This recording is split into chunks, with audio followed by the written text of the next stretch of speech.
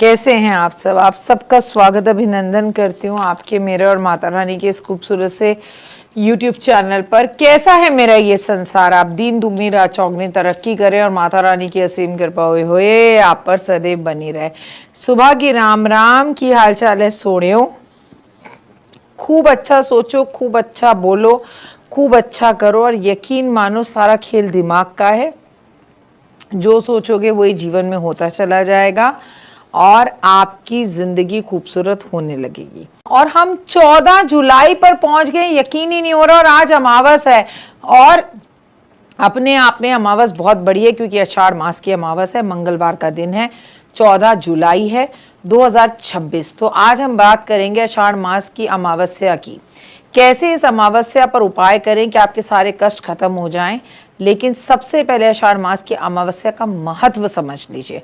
आषाढ़ मास की अमावस्या के दिन पितरों की पूजा तर्पण के लिए बहुत महत्वपूर्ण बनाई जाती है। इस दिन पितरों का तर्पण किया जाता है, दान पुण्य किया जाता है, पवित्र नदियों में स्नान किया जाता है। धार्मिक मान्यताओं के अनुसार इस दिन किए गए कार्यों का फल कई गुना बढ़ जाता है। इस दिन भगवान विष्णु की पूजा करने से पितरों को खूब शांति मिलती है और सुख समृद्धि आपके जीवन में आती है। देखिए, करते आप उनके लिए हैं लेकिन फिर भी सुख समृद्धि आपके लिए बढ़ती है। अगर पितृ दोष है तो ये दिन आपके लिए बेहद ही खास हो जाता है। अच्छा, ये तिथि समर्पित होती है हमारे पितरों को, पर ये रात समर्पित होती है महालक्ष्मी को। इस दिन किया गया जप तप दान अत्यंत फलदायी होता है, जीवन में सुख समृद्धि लेकर आता है, सकारात्मक ऊर्जा का संचार करता है। आषाढ़ मास में किए गए उपाय। आषाढ़ मास के दिन बेल के वृक्ष के नीचे स्नान करना बहुत ही अच्छा माना जाता है। ऐसा करने से किसी भी ब्राह्मण को खीर खिलाने से कि उस व्यक्ति के जीवन में आ रही बाधाएं, खासकर धन से दौलत से जुड़ी बाधाएं, उसे मुक्ति मिलती है। और आपको ना होना काम मुझे बोल देना, आप कुछ दिन तक अमावस पे ब्राह्मण को घर बुलाकर खीर खिलाना शुरू करिए।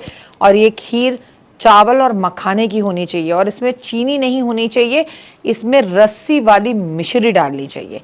ऐसा करने से आपके जीवन में सुख वैभव आ जाएगा और धन बहुत आएगा। इस दिन घर में शमी के पौधे के सामने दीपक जरूर जलाना चाहिए और शनिदेव प्रसन्न होते हैं, शनि के कष्ट तकलीफें दूर होते हैं, शनि के नकारात्मक प्रभावों से आपको मुक्ति मिलती है। अगर आप किसी सुनसान स्थान पर जाकर एक दीपक जला दें और बिना कुछ खाने पीने की चीज़ जो है वहीं पर छोड़ दें और मुड़कर पीछे ना देखें, तो ऐसे में पितृदोष से छुटकारा मिलता है। साथ में आपकी किस्मत पलट सकती है, करियर में सफलता मिलती है और मार्ग नए खुलते हैं। आषाढ़ मास के दिन सुबह जल्दी उठकर स्नान करें और साफ वस्त्र धारण करें। शिव मंदिर में जाकर शिवलिंग पर आग के फूल अर्पित करने चाहिए, विधि विधान से पूजा करनी चाहिए। ऐसा करने से जातक की कुंडली में सभी ग्रह दोष खत्म हो जाते हैं, अकाल मृत्यु का भय नहीं रहता, वो दूर हो जाता है। अगर आषाढ़ मास की अमावस्या पे ये उपाय आप करते हैं तो भगवान शिव की कृपा आप पर बनी रहती है। आषाढ़ अमावस्या पर पितरों को तर्पण छोड़ना चाहिए। अमावस्या के दिन सुबह सवेरे जल्दी उठकर पवित्र नदियों में स्नान करें। नदियों में जाना संभव ना हो तो घर में गंगा जल डालकर स्नान करें और घर के अंदर गंगा जल का छिड़काव भी ज़रूर करें। पीपल के पेड़ पर गंगा जल भी अर्पण ज़रूर करें, उसकी परिक्रमा ज़रूर करें। आप सरसों के तेल का दिया पीपल के पेड़ के पास जलाएं। आप एक तांबे का लोटा लें, उसमें थोड़े काले तिल डालें, उसमें थोड़ी सी कुशा डालें और दक्षिण दिशा की तरफ अपना मुंह कर आपको अपने हाथ को इस तरह से कर अंगूठे की तरफ से पानी दक्षिण दिशा में अपने पितरों के नाम का ज़रूर छोड़ना चाहिए।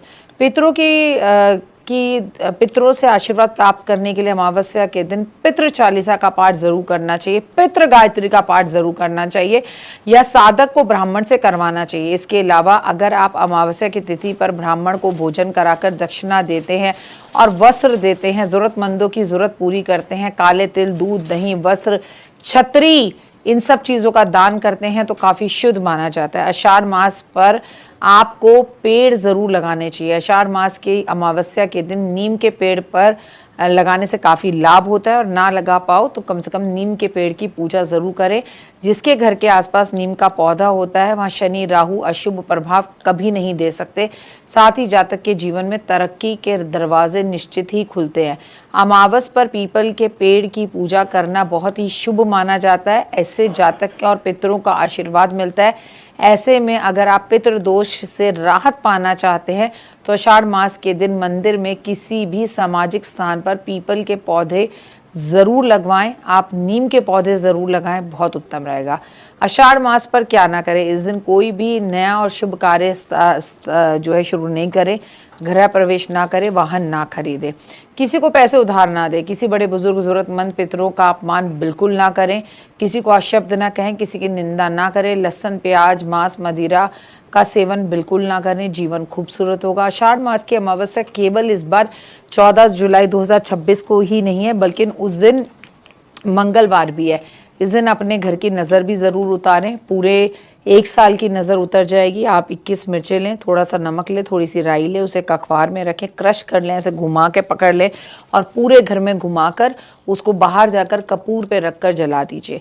मंगलवार वाले दिन आपको सफाई कर्मचारी को पैसे ज़रूर देने। लाल दाल थोड़ी सी भिगोइए, गुड़ का पानी भिगोइए, लाल दाल और गुड़ का पानी मिलाकर और उसको पीस लीजिए, उसकी रोटी बनाइए और रोटी बनाकर आटा गूंद लीजिए। आटा गूंदेंगे जब इस पानी से, इस मिश्रण से, इस दाल को डालकर उसकी आप 21 रोटी बना लीजिए और उस रोटी को जाकर अगर आप गाय को खिलाते हैं, अगर आप 30 रोटी बना सकते हैं तो ये होए, अगर ना बना पाएँ तो कम से कम 3 रोटी ज़रूर बनाएं, उस पर घी लगा लें तो आपका जीवन खुशियों भरा हो जाएगा, नकारात्मक प्रभाव आपके जीवन से दूर हो जाएंगे।